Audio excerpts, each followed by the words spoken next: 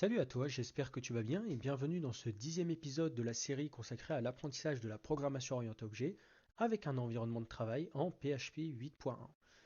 Dans ce 10e épisode, ce qu'on va faire, c'est qu'on va tout simplement faire un exercice comme la vidéo précédente ainsi que la vidéo suivante. Ce sera, on va dire, 3 exercices pour confirmer les bases que l'on a vues de l'épisode 1 à l'épisode 8. Et aujourd'hui, je te propose un exercice pour gérer des salariés. Donc concrètement, je ne l'ai pas dit dans la dernière vidéo, mais je vais le dire ici. Le but étant que l'on lise l'énoncé ensemble. Donc quand je dis ça, c'est que je te lis l'énoncé, tu le lis en même temps que moi. Ensuite, tu mets pause à la vidéo, tu essaies de faire ta petite affaire. euh, et une fois que tu as fini, bah, tu reviens et moi je te montre comment moi je résous tout simplement le problème, on va dire. Donc, on est parti. On doit d'abord définir une classe employé qui caractérisée par les attributs suivants, pardon, matricule, nom, prénom, date de naissance, date d'embauche et salaire. On peut également définir un constructeur permettant d'initialiser les attributs de la classe, même erreur que dans la dernière vidéo, je ne sais pas pourquoi j'ai mis méthode, par des valeurs saisies par l'utilisateur. On ajoute à la classe la méthode âge qui retourne l'âge de l'employé. Ajouter à la classe la méthode ancienneté qui retourne le nombre d'années d'ancienneté de l'employé. Ajouter à la classe la méthode augmentation du salaire qui augmente le salaire de l'employé en prenant en considération l'ancienneté. Si l'ancienneté est inférieure à 5 ans, alors on ajoute 2%. Si l'ancienneté est inférieure à 10 ans, alors on ajoute 5%. Sinon, on ajoute 10%. Ajouter la méthode afficher employé qui affiche les informations de l'employé comme suit. Matricule de points, tac tac tac, nom complet, tac tac tac, comme on a fait lors de la dernière vidéo. Et le nom doit être affiché en majuscule. Pour le prénom, la première lettre doit être en majuscule, les autres en minuscule. Donc voilà pour l'énoncé, je te le laisse encore quelques secondes à l'écran, et puis je t'invite du coup à mettre pause, que tu fasses ça de ton côté, et qu'on voit du coup ensemble si on a, pas spécialement mes résultats en termes de code, mais plutôt les mêmes résultats en termes de ce qui s'affiche à l'écran et de est-ce que ça fonctionne. Donc je te laisse faire de ton côté, et puis moi je vais du coup commencer. Je vais commencer la, comment on appelle ça? La correction, je vais y arriver. Donc moi j'ai l'énoncé à côté, hein. Donc je peux me permettre de fermer, ce sera plus visible pour toi. Donc concrètement ici on doit définir une classe employée. Donc une classe employée, hop, très bien. On me dit que on a les attributs matricule, donc un public string matricule, on a un public string nom, public string prénom, on a un public, et attention là ça va être un peu nouveau, parce qu'en fait on est caractérisé ici par une date de naissance et une date d'embauche. Et on a en fait directement, du coup, comme je l'ai précisé lors des toutes premières vidéos, hein, pour le système de chat, on peut par exemple renseigner un maître qui est du coup lui-même un autre objet du coup issu d'une autre classe, donc une autre classe en soi. Bah ici ça va être pareil, en fait PHP nous propose un ensemble d'objets prédéfinis par PHP lui-même. Et pour les dates, du coup on va voir ici date time. Donc nous on va utiliser hop date time juste ici. Hop, je vais y arriver. Voilà. Date time, et ici du coup ça va être date de naissance. Je vais copier-coller ça, non passant difficulté. Ici je vais marquer date embauche.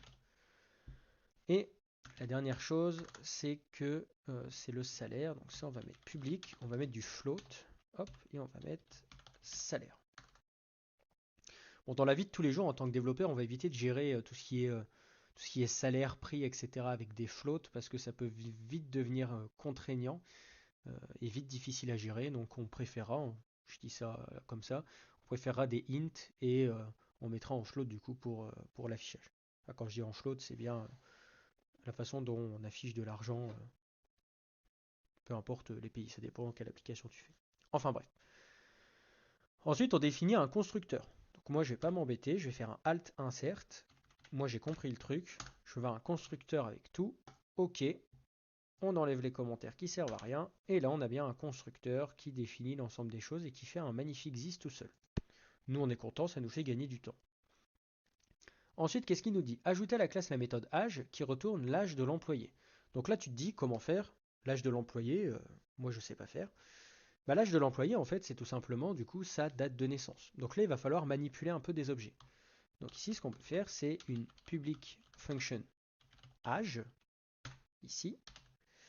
On va même la mettre en private parce qu'elle ne va pas être accessible directement en dehors de la classe. Il faut plutôt réfléchir de cette façon en fait. Il ne faut pas spécialement mettre... En fait, de base, il faut tout mettre en private, généralement, et tu mets en public quand vraiment ça va être accessible en dehors de la classe. Ça permet vraiment de, bon, c'est pas le bon terme, de conteneuriser, d'encapsuler, comme j'ai pu parler d'encapsulation, tout à l'intérieur de ta classe en fait. Mais conteneuriser, pour moi, ce serait le meilleur mot, parce qu'encapsuler, c'est encore autre chose. Ici, l'âge va être, comment dire, on va s'en servir pour autre chose, donc on peut la laisser ici. Je ne sais même plus si on s'en sert, enfin bref. Bon, en attendant, on va la mettre en private et puis on verra du coup ce qu'on en fait. Du coup, pour calculer l'âge, qu'est-ce qu'on fait? C'est qu'on va tout simplement du coup définir une variable qui va s'appeler now, today, comme tu veux, et on va définir une nouvelle date time. Comme je t'ai dit, c'est des objets proposés par PHP, donc tu peux très bien les utiliser assez facilement. On va faire un new datetime, et de base, on pourrait mettre now, mais si on va sur la documentation de datetime, on voit ici que, hop, par défaut, c'est un no. Donc pas besoin de le mettre, c'est assez redondant, on peut mettre directement datetime. Et tout ce qu'on a à faire, du coup, c'est retourner. Et là, nous, ce qu'on va vouloir retourner, c'est la différence entre no, qui représente du coup la date d'aujourd'hui, hein, mardi 17 janvier 21h23, et on va faire la différence avec la date de naissance. Du coup, on va se retrouver avec un objet qui s'appelle un, alors je sais plus, ça envoie quoi, un date intervalle? Hop, diff, voilà, retourne date intervalle. Et date intervalle va nous donner plusieurs choses, notamment le nombre d'années. Et nous, c'est ce qui va nous intéresser. Donc tu vois, un public, c'est exactement, en fait, c'est que des classes. Hein, c'est ça, techniquement, tu pourrais le faire toi-même, entre guillemets, ou du moins tu pourrais le comprendre toi-même. Euh, Comment utiliser ça? Une fois que tu as compris le principe, tu peux utiliser ça avec n'importe quel objet. Et une fois qu'on a fait ça, du coup, bah, on peut faire flèche. Et là, on a plein de propriétés, d'attributs. Et nous, on va chercher le Y. Il est là. Et on va récupérer le nombre d'années. Et là, du coup, on récupère le nombre d'années de différence entre la date d'aujourd'hui et la date de naissance du gentil monsieur ou de la gentille madame. Et du coup, bah, au final, c'est son âge, quoi. Euh, globalement, globalement, on est bon. Alors, c'était quoi l'autre sujet? Ah, voilà, l'ancienneté. L'ancienneté. Donc, je vais le relire. Hop. Ajouter à la classe la méthode ancienneté qui retourne le nombre d'années d'ancienneté de l'employé. Donc le nombre d'années d'ancienneté de l'employé, bah, c'est le même système en fait. On peut littéralement copier-coller cette fonction, sauf qu'à la place de la date de naissance, ça va être la date d'embauche. Et ici, on va mettre ancienneté. Est-ce que j'ai fait une faute? Bon, je ne sais pas. Une fois qu'on a fait ça, la prochaine étape, c'était tout simplement d'ajouter à la classe la méthode augmentation du salaire, qui augmente le salaire de l'employé en prenant en considération l'ancienneté. Si l'ancienneté inférieure à 5 ans, etc., etc. Donc comment on va pouvoir faire ça? Il va y avoir un petit peu de logique. Donc là, concrètement, ce qu'on va faire, c'est qu'on va faire un petit private function augmentation salaire qui va renvoyer du coup un void parce que ça va travailler uniquement du coup sur nos propres et on n'a pas spécialement grand chose à afficher. Et du coup, nous ce qu'on va faire, qu'est-ce qu'on va faire? On va faire un switch true. Voilà, bon, j'ai décidé de faire ça comme ça, donc on va faire un switch true.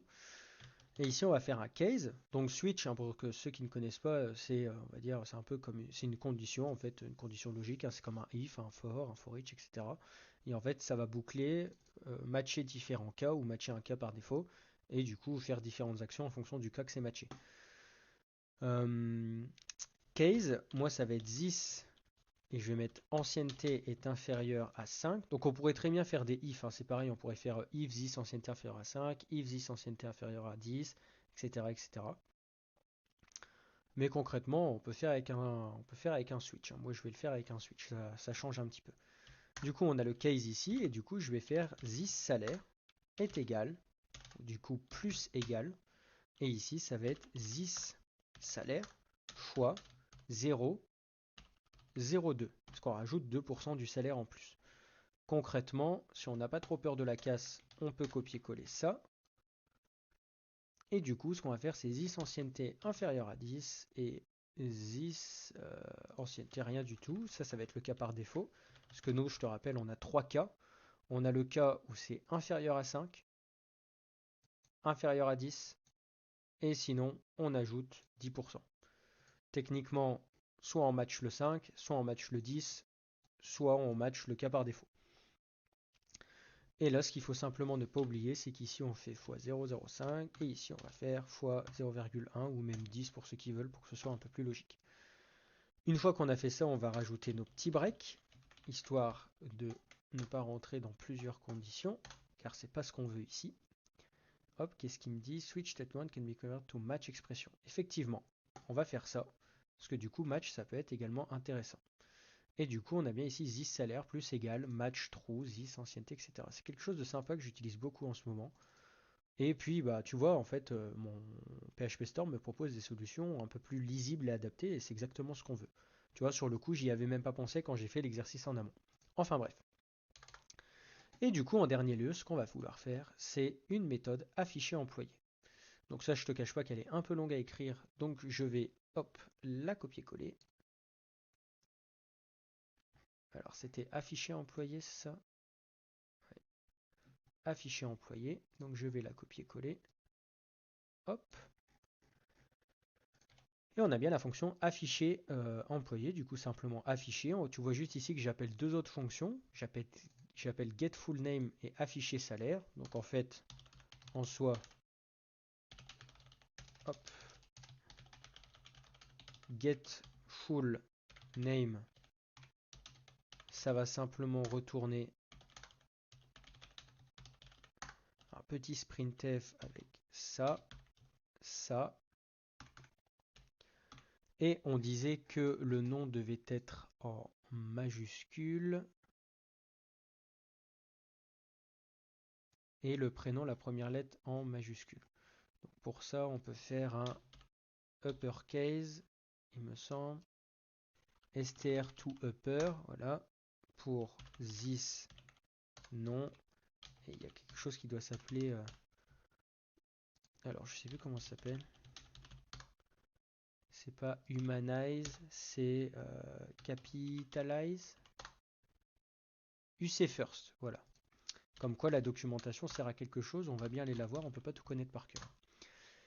Donc ça c'est pour la fonction full name, et bah, du coup bah, pour le salaire je vais te la copier-coller, je vais te l'expliquer, ce sera plus simple. Afficher salaire, je fais également un sprintf de SS, et du coup je fais un format de nombre, où en gros je lui dis que le salaire, on va lui donner 2 décimales, ça sera séparé par la virgule, et du coup on sépare les milliers par un espace, et ensuite on rajoute simplement un euro. On pourrait très bien aussi séparer les milliers par un point. C'est juste que nous en France, on sépare par un espace dans mon souvenir. Ça, pour un peu plus de logique, ce qu'on peut faire, on va le mettre ici. Et puis voilà. Concrètement, on est bon et on va pouvoir du coup tester l'ensemble de notre code. Donc ici, ce que je peux faire, c'est créer du coup un employé. Du coup, un new employé. Premièrement, l'employé, il va attendre un matricule. Donc, nous, on va mettre MA00001. Hop, matricule. Ensuite, il va attendre un nom. On va lui dire musclé. Hop. Un prénom. Je vais y arriver. Un prénom qu'on va appeler développeur. Ensuite, une date de naissance. Et là, ce qu'on peut faire du coup, c'est un datetime. 2 points. Donc, c'est une méthode statique. Du coup, hein. Create from format. Hein. Si on va voir cette méthode, tu vois bien que c'est une méthode statique. Donc, je n'ai rien inventé dans les précédentes vidéos. Donc ça, c'est des objets, comme j'ai dit, qui sont de base existants en PHP, donc tu peux facilement les utiliser. Et du coup, nous, on va vouloir lui dire, il attend quoi? Il attend un format et du coup, une datetime en string qui représente du coup le temps. Donc moi, par exemple, je vais lui dire que je veux quelque chose qui soit de la forme date, mois, année, day, month, year, et je vais tout simplement lui dire 10, 11, et on va mettre 96, tiens. Voilà. Je peux copier la même chose pour la date d'embauche. Ce qu'on peut faire ici, c'est 8, 8, et on peut mettre 2022. Concrètement, une fois que j'ai fait ça, je peux compléter un peu. Nom, prénom, date naissance, date embauche. Et la dernière chose, c'était le salaire. Le salaire, alors, on va rêver un peu, hein, tous ensemble. On va mettre 30 000, 30 000, 30 400, pourquoi pas. Point 59, tiens. Très bien. Et on va mettre ici salaire. Et date d'embauche, hop, juste là. Une fois qu'on a fait ça, tout ce qu'on veut, c'est faire un écho. Alors, est-ce que j'ai fait un écho directement dans afficher? Je ne pense pas. Voilà, on retourne simplement une chaîne de caractères. Hop, et on va faire un écho de employé. Et là, si tu vois, on a accès à tout et uniquement à la méthode afficher, étant donné que tout le reste est en privé. On n'a pas l'utilité d'accéder à tout ça en dehors de la classe, donc on met de base en privé. Nous, on veut simplement afficher l'employé en dehors de la classe, donc simplement afficher sera en public. Et du coup, ici, si je fais un petit F5, on voit que du coup, on a le matricule MA00001, nom complet musclé. Alors ça, je ne savais pas, mais il n'a pas mis le E en majuscule, ce qui semble logique au final, hein. Si on met un E ici, hop, on est bon. Développeur avec un grand D, donc nom, prénom. 26, on pourrait mettre en. Ancienneté 0, j'ai 0 ans d'ancienneté, concrètement, hein, puisque bah, c'est 2022 et que bah, là, on n'a pas encore passé le 8 août 2023. Si par exemple, je mets 2018 ici, hop, j'ai 4 ans d'ancienneté.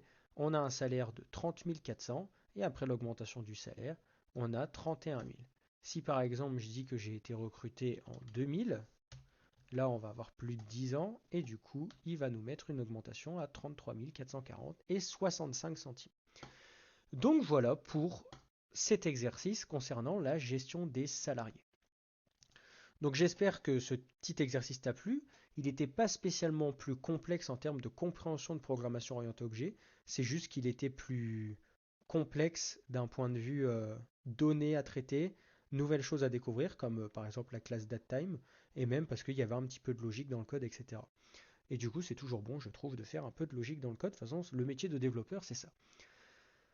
Donc voilà, j'espère que cette vidéo t'a plu. Elle était beaucoup plus longue que les précédentes, mais rien n'est rien n'est enfin, rien n'est plus important que de bien expliquer et j'espère que tu as bien compris. Sinon, je t'invite à re-regarder cette vidéo pas à pas. Et du coup, dans la prochaine vidéo, on va s'attaquer à quelque chose que je trouve un peu plus complexe, que moi j'ai eu plus de mal à comprendre, c'est des sujets un peu plus abstraits. Au lieu de gérer des choses concrètes comme une bibliothèque ou des salariés, on va gérer une chose un peu plus abstraite dans la prochaine vidéo. Je te spoil pas et tu verras ça. En tout cas, si ça t'a plu, n'hésite pas à liker, n'hésite pas à partager. N'hésite pas également à me laisser un commentaire si tu as une question ou si tout simplement tu veux, si tu as une question ou tout simplement si tu veux me laisser ton avis en commentaire. Et n'hésite pas également du coup, ah j'ai le chat qui débarque ici, et du coup n'hésite pas à t'abonner à la chaîne YouTube et tout simplement de... Je perds un peu mes mots, il y a le chat qui me déconcentre. Mais n'hésite pas à t'abonner à la chaîne YouTube pour regarder les anciennes vidéos et même regarder la suite de cette série. Donc voilà, j'espère que cette vidéo t'a plu. Moi je te dis à la prochaine dans la prochaine vidéo du coup. Et on verra ensemble du coup euh, le dernier exercice avant de passer du coup à l'encapsulation. Je te dis à la prochaine dans la prochaine vidéo. Salut!